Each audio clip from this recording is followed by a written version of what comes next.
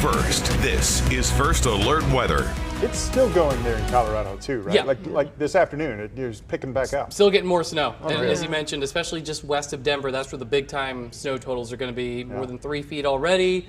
Just going to keep adding to it. They're on the colder side of the system. For us, we're on the warmer side of the system, and we really felt that warm air, that springtime feel yesterday.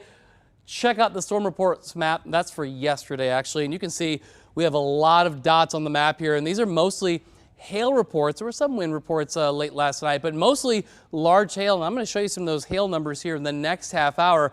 Let me tell you, we had a few spots that had hail larger than 2 inches in diameter, and even one spot that had hail 3.5 inches in diameter. So that's almost softball size. For right now, just about all of us are in the clear. There is a tornado watch, but for most areas, we're not included. However, if you live now, actually a couple counties have been taken off. So Bates County, Johnson, Henry, and Pettis, you're no longer included, so that's just a new update. Warsaw, so Benton County, you're still part of that tornado watch. That will go until 9 o'clock this evening, and I'll show you radar, which shows that there are some thunderstorms nearby for you. For most of us, we have a mix of clouds and sun. Temperatures are hanging out in the 60s, 64 degrees. We have a north wind now at 10 miles an hour, so cooler air is beginning to move in. 64 in Kansas City, 66 for Olathe, 68 in Lee Summit, but we don't have to go too far to get into the 50s. 53 in Atchison. Compare that to 73 degrees in Clinton. Now, let's talk about what's happening with showers and thunderstorms. For most of us, we're dry. We just have that mix of clouds and sun overhead. But as we look south and east of the metro, if you live a little bit closer to Clinton, you have a thunderstorm drifting your way, but these storms aren't as strong. The stronger storms are farther east, more so in the central and eastern parts of Missouri, southern Missouri down towards Springfield. Those will be spots that will be more so dealing with severe thunderstorms here for the evening.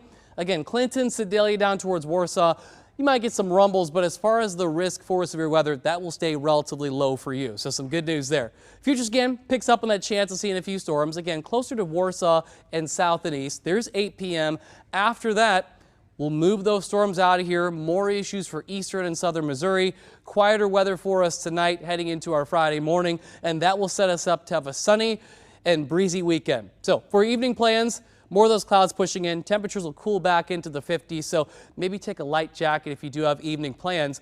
By tomorrow morning, our temperature is going to cool back into the 40s. Low to mid 40s early on our Friday. There might just be a few passing clouds early. Otherwise, for tomorrow, we'll have plenty of sunshine. It'll be a nice spring day, actually. Upper 50s around 1 o'clock. We'll be in the low 60s for the afternoon. That northeast breeze gusting up near 25 miles an hour. So lower 60s for your Friday. Middle 60s on Saturday, just about perfect if you're heading out to the KC Current game or sporting later in the day. Heading into St. Patrick's Day, we are cooler, back in the mid 50s for highs.